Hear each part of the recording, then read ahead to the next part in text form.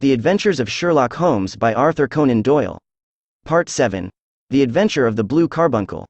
I had called upon my friend Sherlock Holmes upon the second morning after Christmas, with the intention of wishing him the compliments of the season.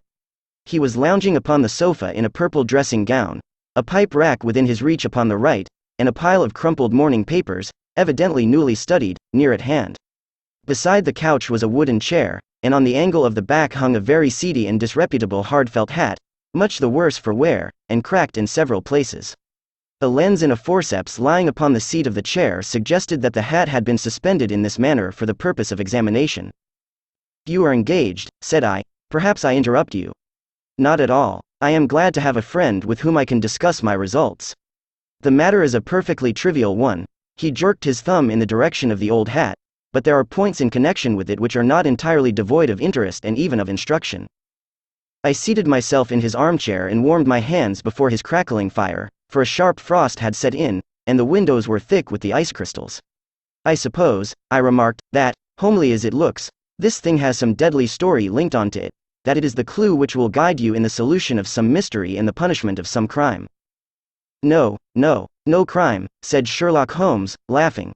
"Only one of those whimsical little incidents which will happen when you have 4 million human beings all jostling each other within the space of a few square miles. Amid the action and reaction of so dense a swarm of humanity, every possible combination of events may be expected to take place, and many a little problem will be presented which may be striking and bizarre without being criminal. We have already had experience of such. So much so," I remarked, "that of the last 6 cases which I have added to my notes, 3 have been entirely free of any legal crime." "Precisely. You allude to my attempt to recover the Irene Adler papers, to the singular case of Miss Mary Sutherland, and to the adventure of the man with the twisted lip. Well, I have no doubt that this small matter will fall into the same innocent category. You know Peterson, the commissionaire?" "Yes. It is to him that this trophy belongs." "It is his hat." No, he found it. Its owner is unknown. I beg that you will look upon it not as a battered billycock but as an intellectual problem. And, first, as to how it came here.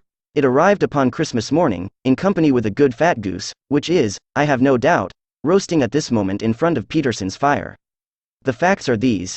About 4 o'clock on Christmas morning, Peterson, who, as you know, is a very honest fellow, was returning from some small jollification and was making his way homeward down Tottenham Court Road. In front of him he saw, in the gaslight, a tallish man, walking with a slight stagger, and carrying a white goose slung over his shoulder. As he reached the corner of Good Street, a row broke out between this stranger and a little knot of roughs. One of the latter knocked off the man's hat, on which he raised his stick to defend himself and, swinging it over his head, smashed the shop window behind him. Peterson had rushed forward to protect the stranger from his assailants, but the man, shocked at having broken the window, and seeing an official-looking person in uniform rushing towards him, dropped his goose, took to his heels, and vanished amid the labyrinth of small streets which lie at the back of Tottenham Court Road. The roughs had also fled at the appearance of Peterson, so that he was left in possession of the field of battle, and also of the spoils of victory in the shape of this battered hat and a most unimpeachable Christmas goose, which surely he restored to their owner. My dear fellow, there lies the problem. It is true that, for Mrs. Henry Baker, was printed upon a small card which was tied to the bird's left leg, and it is also true that the initials, H.B., are legible upon the lining of this hat, but as there are some thousands of Bakers, and some hundreds of Henry Bakers in this city of ours, it is not easy to restore lost property to any one of them. What, then, did Peterson do? He brought round both hat and goose to me on Christmas morning, knowing that even the smallest problems are of interest to me. The goose we retained until this morning, when there were signs that, in spite of the slight frost, it would be well that it should be eaten without unnecessary delay. Its finder has carried it off, therefore, to fulfill the ultimate destiny of a goose, while I continue to retain the hat of the unknown gentleman who lost his Christmas dinner. Did he not advertise? No. Then, what clue could you have as to his identity? Only as much as we can deduce. From his hat? Precisely. But you are joking. What can you gather from this old battered felt? Here is my lens. You know my methods. What can you gather yourself as to the individuality of the man who has worn this article? I took the tattered object in my hands and turned it over rather ruefully. It was a very ordinary black hat of the usual round shape, hard and much the worse for wear. The lining had been of red silk, but was a good deal discolored. There was no maker's name, but, as Holmes had remarked, the initials, HB, were scrawled upon one side. It was pierced in the brim for a hat securer, but the elastic was missing. For the rest, it was cracked, exceedingly dusty, and spotted in several places, although there seemed to have been some attempt to hide the discolored patches by smearing them with ink. "I can see nothing," said I, handing it back to my friend. "On the contrary, Watson, you can see everything. You fail, however, to reason from what you see. You are too timid in drawing your inferences. Then, pray tell me what it is that you can infer from this hat?" He picked it up and gazed at it in the peculiar introspective fashion which was characteristic of him. "It is perhaps less suggestive than it might have been," he remarked, "and yet there are a few inferences which are very distinct, and a few others which represent at least a strong balance of probability. That the man was highly intellectual is of course obvious upon the face of it, and also that he was fairly well to do within the last 3 years, although he has now fallen upon evil days. He had foresight, but has less now than formerly, pointing to a moral retrogression, which, when taken with the decline of his fortunes, seems to indicate some evil influence, probably drink, at work upon him. This may account also for the obvious fact that his wife has ceased to love him. My dear Holmes. He has, however, retained some degree of self-respect," he continued, disregarding my remonstrance. "He is a man who leads a sedentary life, goes out little, is out of training entirely, is middle-aged, has grizzled hair which he has had cut within the last few days, and which he anoints with lime cream. These are the more patent facts which are to be deduced from his hat. Also, by the way, that it is extremely improbable that he has gas laid on in his house." "You are certainly joking, Holmes." "Not in the least. Is it possible that even now, when I give you these results, you are unable to see how they are attained?" "I have no doubt that I am very stupid, but I must confess that I am unable to follow you. For example, how did you deduce that this man was intellectual?" For answer Holmes clapped the hat upon his head. It came right over the forehead and settled upon the bridge of his nose. "It is a question of cubic capacity," said he. "A man with so large a brain must have something in it." "The decline of his fortunes, then? This hat is 3 years old. These flat brims curled at the edge came in then. It is a hat of the very best quality. Look at the band of ribbed silk and the excellent lining. If this man could afford to buy so expensive a hat 3 years ago, and has had no hat since, then he has assuredly gone down in the world." "Well, that is clear enough, certainly. But how about the foresight and the moral retrogression?" Sherlock Holmes laughed. "Here is the foresight," said he, putting his finger upon the little disc and loop of the hat securer. "They are never sold upon hats. If this man ordered one, it is a sign of a certain amount of foresight, since he went out of his way to take this precaution against the wind. But since we see that he has broken the elastic and has not troubled to replace it, it is obvious that he has less foresight now than formerly, which is a distinct proof of a weakening nature. On the other hand, he has endeavored to conceal some of these stains upon the felt by daubing them with ink, which is a sign that he has not entirely lost his self-respect. Your reasoning is certainly plausible. The further points, that he is middle-aged, that his hair is grizzled, that it has been recently cut, and that he uses lime cream, are all to be gathered from a close examination of the lower part of the lining. The lens discloses a large number of hair ends, clean cut by the scissors of the barber. They all appear to be adhesive, and there is a distinct odor of lime cream.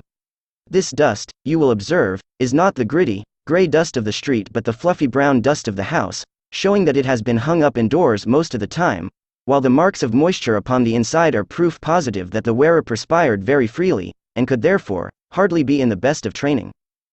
But his wife, you said that she had ceased to love him. This hat has not been brushed for weeks.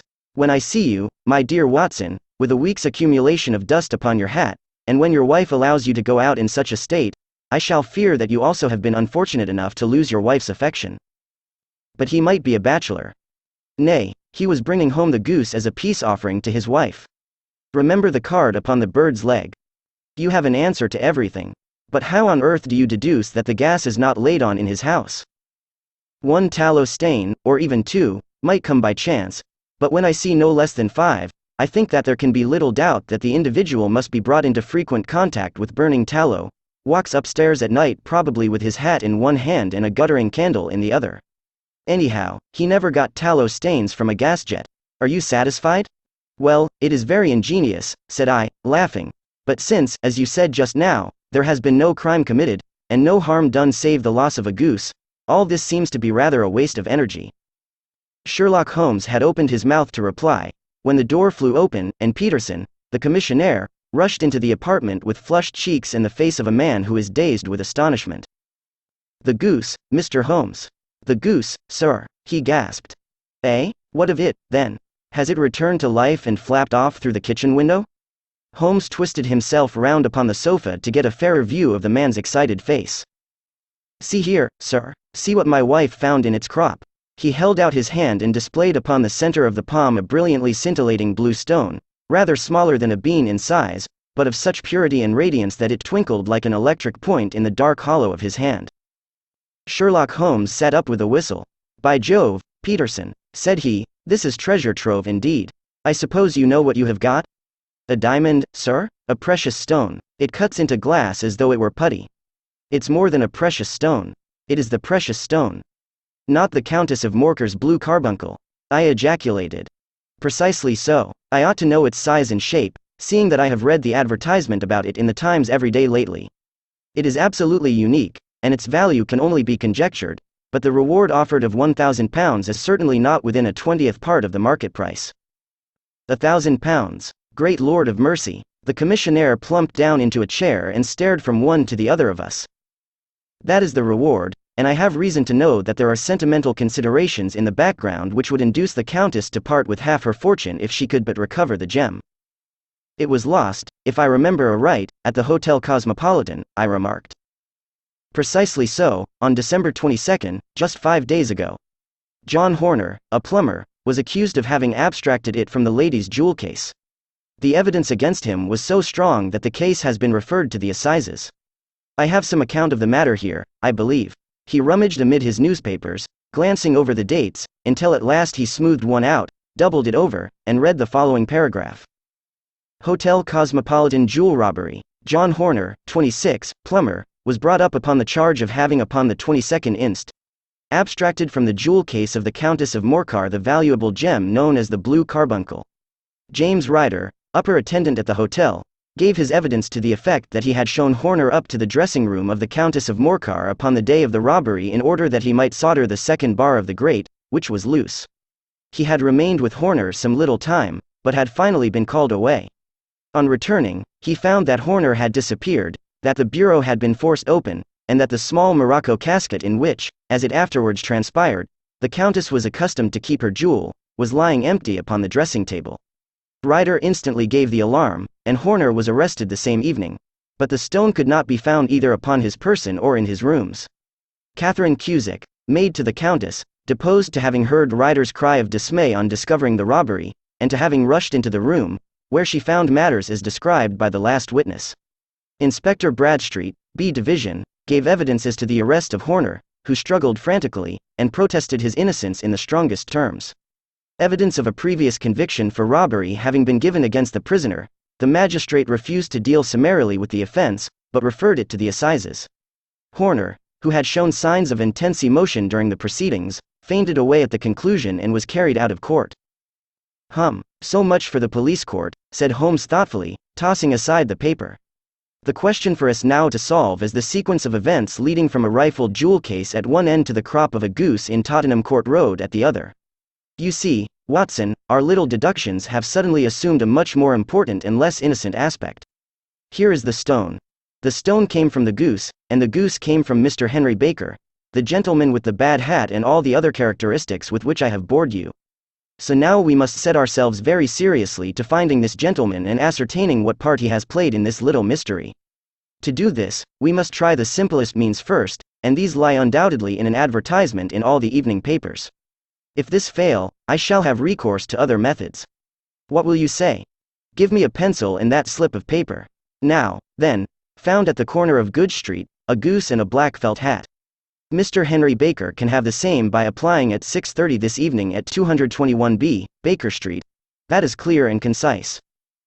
Very. But will he see it? Well, he is sure to keep an eye on the papers, since, to a poor man, the loss was a heavy one. He was clearly so scared by his mischance in breaking the window and by the approach of Peterson that he thought of nothing but flight, but since then he must have bitterly regretted the impulse which caused him to drop his bird. Then, again, the introduction of his name will cause him to see it, for everyone who knows him will direct his attention to it. Here you are, Peterson, Run down to the advertising agency and have this put in the evening papers." "In which, sir?" "Oh, in the Globe, Star, Pall Mall, St. James's Gazette, Evening News, Standard, Echo, and any others that occur to you." "Very well, sir. And this stone?" "Ah, yes, I shall keep the stone. Thank you. And, I say, Peterson, just buy a goose on your way back and leave it here with me, for we must have one to give to this gentleman in place of the one which your family is now devouring." When the commissionaire had gone, Holmes took up the stone and held it against the light. "It's a bonny thing," said he. "Just see how it glints and sparkles. Of course it is a nucleus and focus of crime. Every good stone is. They are the devil's pet baits. In the larger and older jewels every facet may stand for a bloody deed. This stone is not yet 20 years old. It was found in the banks of the Amoy River in southern China and is remarkable in having every characteristic of the carbuncle, save that it is blue in shade instead of ruby red. In spite of its youth, it has already a sinister history. There have been 2 murders, a vitriol throwing, a suicide, and several robberies brought about for the sake of this 40-grain weight of crystallized charcoal. Who would think that so pretty a toy would be a purveyor to the gallows and the prison? I'll lock it up in my strong box now and drop a line to the Countess to say that we have it. Do you think that this man Horner is innocent? I cannot tell. Well, then, do you imagine that this other one, Henry Baker, had anything to do with the matter? It is, I think, much more likely that Henry Baker is an absolutely innocent man, who had no idea that the bird which he was carrying was of considerably more value than if it were made of solid gold. That, however, I shall determine by a very simple test if we have an answer to our advertisement. And you can do nothing until then? Nothing. In that case I shall continue my professional round, but I shall come back in the evening at the hour you have mentioned, for I should like to see the solution of so tangled a business. Very glad to see you. I dine at 7. There is a woodcock, I believe. By the way, in view of recent occurrences, perhaps I ought to ask Mrs. Hudson to examine its crop. I had been delayed at a case, and it was a little after 6:30 when I found myself in Baker Street once more. As I approached the house I saw a tall man in a Scotch bonnet with a coat which was buttoned up to his chin waiting outside in the bright semicircle which was thrown from the fanlight. Just as I arrived the door was opened, and we were shown up together to Holmes' room. "Mr. Henry Baker, I believe," said he, rising from his armchair and greeting his visitor with the easy air of geniality which he could so readily assume. "Pray take this chair by the fire, Mr. Baker. It is a cold night, and I observe that your circulation is more adapted for summer than for winter. Ah, Watson, you have just come at the right time. Is that your hat, Mr. Baker?" "Yes, sir, that is undoubtedly my hat." He was a large man with rounded shoulders, a massive head, and a broad, intelligent face, sloping down to a pointed beard of grizzled brown. A touch of red in nose and cheeks, with a slight tremor of his extended hand, recalled Holmes' surmise as to his habits. His rusty black frock coat was buttoned right up in front, with the collar turned up, and his lank wrists protruded from his sleeves without a sign of cuff or shirt. He spoke in a slow staccato fashion, choosing his words with care, and gave the impression generally of a man of learning and letters who had had ill usage at the hands of fortune. "We have retained these things for some days," said Holmes, "because we expected to see an advertisement from you giving your address. I am at a loss to know now why you did not advertise." Our visitor gave a rather shamefaced laugh. "Shillings have not been so plentiful with me as they once were," he remarked. "I had no doubt that the gang of roughs who assaulted me had carried off both my hat and the bird. I did not care to spend more money in a hopeless attempt at recovering them." "Very naturally. By the way, about the bird, we were compelled to eat it." "To eat it?" Our visitor half rose from his chair in his excitement. "Yes, it would have been of no use to anyone had we not done so. But I presume that this other goose upon the sideboard, which is about the same weight and perfectly fresh, will answer your purpose equally well?" "Oh, certainly, certainly," answered Mr. Baker with a sigh of relief. "Of course, we still have the feathers, legs, crop, and so on of your own bird, so if you wish." The man burst into a hearty laugh. "They might be useful to me as relics of my adventure," said he, "but beyond that I can hardly see what use the disjecta membra of my late acquaintance are going to be to me. No, sir, I think that, with your permission, I will confine my attentions to the excellent bird which I perceive upon the sideboard." Sherlock Holmes glanced sharply across at me with a slight shrug of his shoulders. "There is your hat, then, and there your bird," said he. "By the way, would it bore you to tell me where you got the other one from?" I am somewhat of a fowl fancier, and I have seldom seen a better grown goose. Certainly, sir, said Baker, who had risen and tucked his newly gained property under his arm.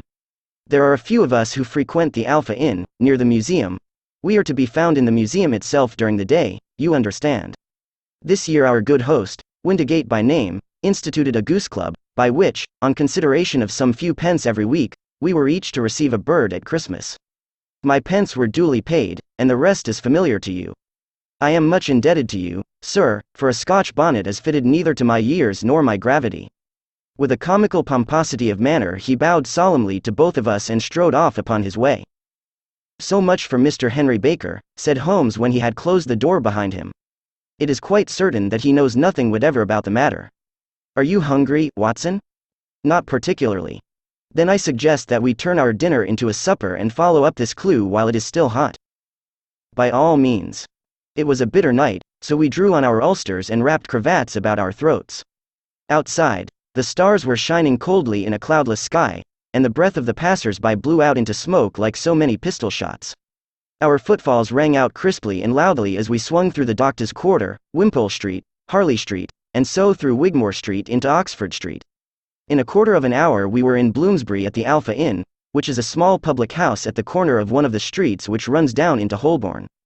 Holmes pushed open the door of the private bar and ordered 2 glasses of beer from the ruddy-faced, white-aproned landlord. Your beer should be excellent if it is as good as your geese, said he. My geese? The man seemed surprised. Yes, I was speaking only half an hour ago to Mr. Henry Baker, who was a member of your goose club. Ah, yes, I see, but you see, sir, them's not our geese. Indeed, whose, then? Well, I got the 2 dozen from a salesman in Covent Garden. Indeed? I know some of them. Which was it? Breckenridge is his name. Ah, I don't know him. Well, here's your good health, landlord, and prosperity to your house. Good night. Now for Mr. Breckenridge, he continued, buttoning up his coat as we came out into the frosty air. Remember, Watson, that though we have so homely a thing as a goose at one end of this chain, we have at the other a man who will certainly get 7 years penal servitude unless we can establish his innocence. It is possible that our inquiry may but confirm his guilt, but, in any case, we have a line of investigation which has been missed by the police, and which a singular chance has placed in our hands. Let us follow it out to the bitter end. Faces to the south, then, and quick march. We passed across Holborn, down Endell Street, and so through a zigzag of slums to Covent Garden Market. One of the largest stalls bore the name of Breckenridge upon it, and the proprietor, a horsey-looking man, with a sharp face and trim side whiskers, was helping a boy to put up the shutters. Good evening. It's a cold night, said Holmes. The salesman nodded and shot a questioning glance at my companion. Sold out of geese, I see, continued Holmes, pointing at the bare slabs of marble. Let you have 500 tomorrow morning. That's no good. Well, there are some on the stall with the gas flare. Ah, but I was recommended to you. Who by? The landlord of the Alpha. Oh, yes, I sent him a couple of dozen. Fine birds they were, too. Now where did you get them from? To my surprise the question provoked a burst of anger from the salesman. Now, then, mister, said he, with his head cocked and his arms akimbo, what are you driving at? Let's have it straight, now. It is straight enough. I should like to know who sold you the geese which you supplied to the Alpha. Well then, I shan't tell you. So now. Oh, it is a matter of no importance, but I don't know why you should be so warm over such a trifle. Warm? You'd be as warm, maybe, if you were as pestered as I am. When I pay good money for a good article there should be an end of the business, but it's, where are the geese? And, who did you sell the geese to? And, what will you take for the geese? One would think they were the only geese in the world, to hear the fuss that is made over them. Well, I have no connection with any other people who have been making inquiries, said Holmes carelessly. If you won't tell us the bet is off, that is all. But I'm always ready to back my opinion on a matter of fowls, and I have a fiver on it that the bird I ate is country bred. Well, then, you've lost your fiver, for it's town bred, snapped the salesman. It's nothing of the kind. I say it is. I don't believe it. Do you think you know more about fowls than I, who have handled them ever since I was a nipper? I tell you, all those birds that went to the Alpha were town bred. You'll never persuade me to believe that. Will you bet, then? It's merely taking your money, for I know that I am right. But I'll have a sovereign on with you, just to teach you not to be obstinate. The salesman chuckled grimly. "Bring me the books, Bill," said he. The small boy brought round a small thin volume and a great greasy-backed one, laying them out together beneath the hanging lamp. "Now then, Mr. Cocksure," said the salesman, "I thought that I was out of geese, but before I finish you'll find that there is still one left in my shop. You see this little book? Well, that's the list of the folk from whom I buy. Do you see? Well, then, here on this page are the country folk, and the numbers after their names are where their accounts are in the big ledger. Now, then, you see this other page in red ink? Well, that is a list of my town suppliers. Now, look at that third name. Just read it out to me. Mrs. Oakshott, 117, Brixton Road, 249, Red Holmes. Quite so. Now turn that up in the ledger." Holmes turned to the page indicated. "Here you are, Mrs. Oakshott, 117, Brixton Road, egg and poultry supplier. Now, then, what's the last entry? December 22nd, 24 geese at Sevens. 6D. Quite so. There you are. And underneath? Sold to Mr. Windigate of the Alpha, at 12s. What have you to say now?" Sherlock Holmes looked deeply chagrined. He drew a sovereign from his pocket and threw it down upon the slab, turning away with the air of a man whose disgust is too deep for words. A few yards off he stopped under a lamp-post and laughed in the hearty, noiseless fashion which was peculiar to him. "When you see a man with whiskers of that cut and the pink protruding out of his pocket, you can always draw him by a bet," said he. "I dare say that if I had put £100 down in front of him, that man would not have given me such complete information as was drawn from him by the idea that he was doing me on a wager. Well, Watson, we are, I fancy, nearing the end of our quest, and the only point which remains to be determined is whether we should go on to this Mrs. Oakshott tonight, or whether we should reserve it for tomorrow. It is clear from what that surly fellow said that there are others besides ourselves who are anxious about the matter, and I should—" His remarks were suddenly cut short by a loud hubbub which broke out from the stall which we had just left. Turning round we saw a little rat-faced fellow standing in the center of the circle of yellow light which was thrown by the swinging lamp, while Breckenridge, the salesman, framed in the door of his stall, was shaking his fists fiercely at the cringing figure. "I've had enough of you and your geese," he shouted. "I wish you were all at the devil together. If you come pestering me any more with your silly talk I'll set the dog at you. You bring Mrs. Oakshott here and I'll answer her, but what have you to do with it? Did I buy the geese off you?" "No, but one of them was mine all the same," whined the little man. "Well, then, ask Mrs. Oakshott for it. She told me to ask you." "Well, you can ask the King of Prussia, for all I care. I've had enough of it. Get out of this." He rushed fiercely forward, and the inquirer flitted away into the darkness. "Ha! This may save us a visit to Brixton Road," whispered Holmes. "Come with me, and we will see what is to be made of this fellow." Striding through the scattered knots of people who lounged round the flaring stalls, my companion speedily overtook the little man and touched him upon the shoulder. He sprang round, and I could see in the gaslight that every vestige of color had been driven from his face. "Who are you, then? What do you want?" he asked in a quavering voice.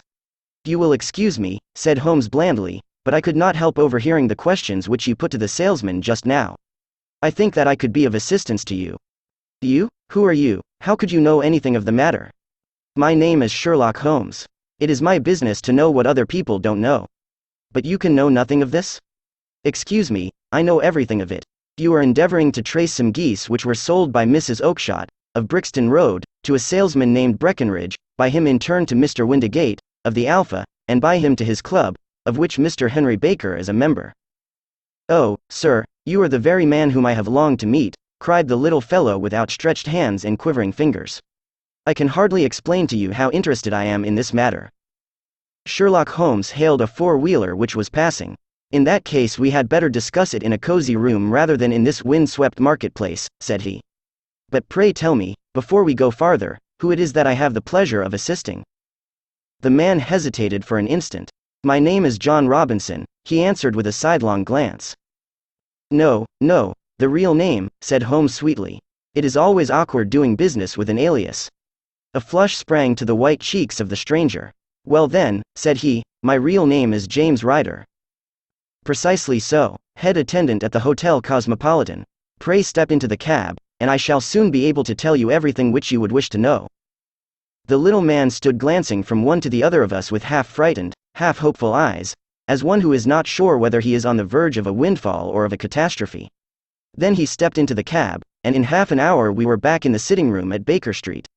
Nothing had been said during our drive, but the high, thin breathing of our new companion, and the claspings and unclaspings of his hands, spoke of the nervous tension within him. "Here we are," said Holmes cheerily as we filed into the room. "The fire looks very seasonable in this weather. You look cold, Mr. Ryder. Pray take the basket chair. I will just put on my slippers before we settle this little matter of yours. Now, then, do you want to know what became of those geese?" "Yes, sir. Or rather, I fancy, of that goose. It was one bird, I imagine, in which you were interested, white, with a black bar across the tail." Ryder quivered with emotion. "Oh, sir," he cried, "can you tell me where it went to?" "It came here." "Here?" "Yes, and a most remarkable bird it proved. I don't wonder that you should take an interest in it. It laid an egg after it was dead, the bonniest, brightest little blue egg that ever was seen. I have it here in my museum." Our visitor staggered to his feet and clutched the mantelpiece with his right hand. Holmes unlocked his strong box and held up the blue carbuncle, which shone out like a star, with a cold, brilliant, many-pointed radiance. Ryder stood glaring with a drawn face, uncertain whether to claim or to disown it. "The game's up, Ryder," said Holmes quietly. "Hold up, man, or you'll be into the fire. Give him an arm back into his chair, Watson. He's not got blood enough to go in for felony with impunity. Give him a dash of brandy. So, now he looks a little more human. What a shrimp it is, to be sure." For a moment he had staggered and nearly fallen, but the brandy brought a tinge of color into his cheeks, and he sat staring with frightened eyes at his accuser. "I have almost every link in my hands, and all the proofs which I could possibly need, so there is little which you need tell me. Still, that little may as well be cleared up to make the case complete. You had heard, Ryder, of this blue stone of the Countess of Morcar's?" "It was Catherine Cusick who told me of it," said he in a crackling voice. "I see, her ladyship's waiting maid. Well, the temptation of sudden wealth so easily acquired was too much for you, as it has been for better men before you, but you were not very scrupulous in the means you used. It seems to me, Ryder, that there is the making of a very pretty villain in you. You knew that this man Horner, the plumber, had been concerned in some such matter before, and that suspicion would rest the more readily upon him. What did you do, then? You made some small job in my lady's room, you and your confederate Cusick, and you managed that he should be the man sent for. Then, when he had left, you rifled the jewel case, raised the alarm, and had this unfortunate man arrested. You then—" Ryder threw himself down suddenly upon the rug and clutched at my companion's knees. "For God's sake, have mercy!" he shrieked. "Think of my father, of my mother. It would break their hearts. I never went wrong before. I never will again. I swear it. I'll swear it on a Bible. Oh, don't bring it into court. For Christ's sake, don't." "Get back into your chair," said Holmes sternly. "It is very well to cringe and crawl now, but you thought little enough of this poor Horner in the dock for a crime of which he knew nothing." "I will fly, Mr. Holmes. I will leave the country, sir. Then the charge against him will break down." We will talk about that. And now let us hear a true account of the next act. How came the stone into the goose, and how came the goose into the open market? Tell us the truth, for there lies your only hope of safety." Ryder passed his tongue over his parched lips. "I will tell you it just as it happened, sir," said he. "When Horner had been arrested, it seemed to me that it would be best for me to get away with the stone at once, for I did not know at what moment the police might not take it into their heads to search me in my room. There was no place about the hotel where it would be safe. I went out, as if on some commission, and I made for my sister's house. She had married a man named Oakshott, and lived in Brixton Road, where she fattened fowls for the market. All the way there every man I met seemed to me to be a policeman or a detective, and, for all that it was a cold night, the sweat was pouring down my face before I came to the Brixton Road. My sister asked me what was the matter, and why I was so pale, but I told her that I had been upset by the jewel robbery at the hotel.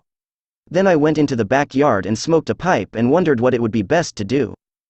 I had a friend once called Maudsley, who went to the bad, and has just been serving his time in Pentonville. One day he had met me, and fell into talk about the ways of thieves, and how they could get rid of what they stole.